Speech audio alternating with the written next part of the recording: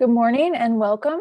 I'm Christina Kostelecky with Pasa Sustainable Agriculture, and today we're talking about CFAP2 updates. For more information, you can go to our website, pasafarming.org, or farmers.gov/CFAP.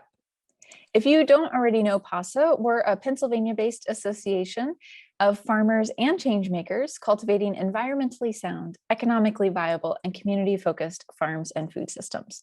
We're glad to have you here today, and we're going to dig into what is CFAP2. So CFAP is the Coronavirus Food Assistance Program, and it was rolled out originally in early 2020.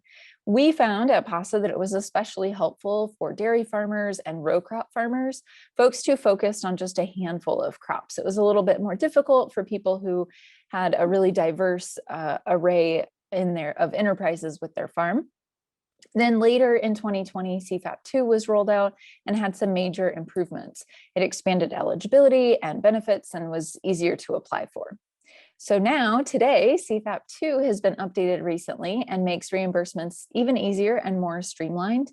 And at this point, the list of eligible crops and commodities is pretty expansive and easier for, say, a diversified vegetable farmer to find that it's worth their while to apply.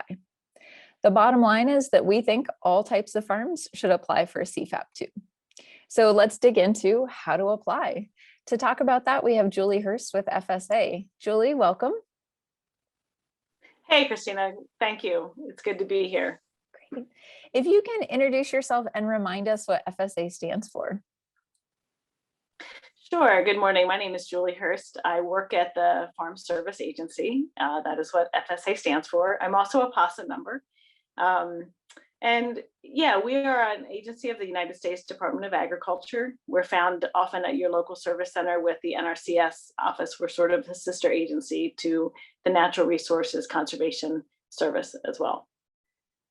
Thank you. And what is FSA's role in the CFAP program? Sure. So FSA handles a lot of program application for USDA, and same with, since CFAP is the newest program for USDA for farmers, we handle application and enrollment, and then also distributing the funds that, as they are brought into our offices, we distribute them out to the farmers who have applied. Great, thanks. So let's say I already know my FSA agency, I've got their phone number. I've got a relationship with FSA. How do I apply for CFAP? Sure, certainly. If you know who your local farm service agency is, give us a call. And if you're in our system, it's really not a difficult process. We'll look at your eligibility status and see if there's anything that we need to update. And then we'll just take a look at your numbers and what kind of enterprise you're involved in, whether it's dairy or row crops or vegetable farming. It's not hard to get what you need together and into the system for the application. Thank you. And I imagine at this point, you've done a few of these applications. Could you give us a general sense of how long it takes to complete this with a farm service agency representative? Sure. So if you are in our system, it really doesn't take very long, especially if you're one of the more traditional or conventional farmers who may already have reported their crops. That's all pretty quick. But even if you're not, and you maybe are in our system and you're a vegetable farmer, we'll just be looking at, what was your 2019 total revenue? We'll again update your eligibility status and make sure that all that paperwork is taken care of. And just give us a call. We're happy to help you through the process. Thanks. I've heard that it can take as little as 20 minutes. Is that true? Yeah, it really is, especially if you come a little prepared, and we can certainly talk you through how to get prepared. If you want to give us a call, we can say, well, let's talk again tomorrow, and these are the things that you will need. But you can also go to the website, farmers.gov, and look on there and see what kind of numbers you will need to pull together. But it's really not very difficult. So it can easily take as little as 20 minutes. We do a lot of signatures now, so as long as you have an email address and a cell phone, we can zip it out to you, and you can, just tap to sign and get it right back.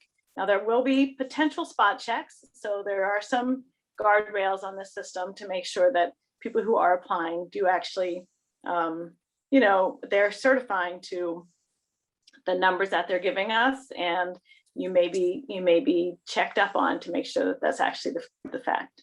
Sure. Yeah, for thousands of dollars on the table for your farm enterprise, it's worth the 20-minute phone call for sure. Yeah, absolutely. It's been a huge help for a lot of farmers, and it's it's in a lot of cases it's not a little money. It's a significant contribution to your farm. It is taxable income, so do prepare for that in 2022 or 2021, whichever year you actually receive the payment. You will be taxed on that the following year, so do keep that in mind as well. That's a good reminder. So let's say that I don't have an established relationship with FSA. I've never spoken with anyone. I'm not even quite sure where to find the information about my FSA representative. How do I apply? So certainly you can find us at farmers.gov by finding your local service center, giving us a call. I think in the contact us, there's a little link that you can find your local county office. There will be some paperwork. We'll have to get you into the system. So we'll need like your personal information, your name, address. If you farm as an entity, we'll need your entity name and your EIN number, because you will be receiving payments. All payments go out by direct deposit, so we'll need an account. We'll get that on file as well. All participants in USDA programs or in Farm Service Agency and NRCS programs do have to sign a conservation compliance form. I think it's a pretty legitimate request to make of farmers who are getting money from the government, that we simply ask that you certify that you will abide by a certain conservation standard, trying not to allow for soil erosion on your farms or disturbing wetlands, that kind of thing. So we'll go over that with you. We'll need that on file. We'll also get it's called an adjusted gross income form for you to sign. That one does need an actual physical signature. So we'll either send it out to you or have you come to the office, or you can print it out and sign it and scan it back to us. That one is simply to say that you make more or less than, on average, $900,000. If you do make more, or your business or entity does make more than that, it doesn't disqualify you from CFAP. This is a unique program that, because of the current circumstances with the pandemic, you may still be eligible for a significant amount of money. So, but that is a form that every participant has to sign. And then we'll do a abbreviated sort of farm operating plan. Again, for this program, it takes a couple minutes for you to tell us a little bit about your farm and your operation. And that's about it. And then we'll go through the application with you. And it's, again, a pretty simple application. Depending on the type of farm, a lot of diversified vegetable farms, fruit farms, orchards, sort of your non-conventional farms, you're going to look at your 2019 total revenue, and we'll just need one number. And so it's not a difficult process to go through for the actual application. Sometimes you're comparing, if you're a contract grower that's recently been opened up, you'll look at 2019 and 2020 to compare the two. But again, we can easily walk you through the process. It's really not a difficult application process. Thank you. So you kind of already covered this, but I wanted to just ask really explicitly, who do you think should apply for CFAP2? I think any farmer. If you are in agriculture, if you are an urban farmer, if you are a vegetable farmer, or you're one of the more conventional row crop farmers or dairy farmers here in Pennsylvania, if you have not applied, certainly give us a call, take a look. You are likely eligible. We're even there opening it up to timber. Later on, we may get some more advice about that, but at this point, that's on the table in the future. So there are some things yet to come with CFAP2.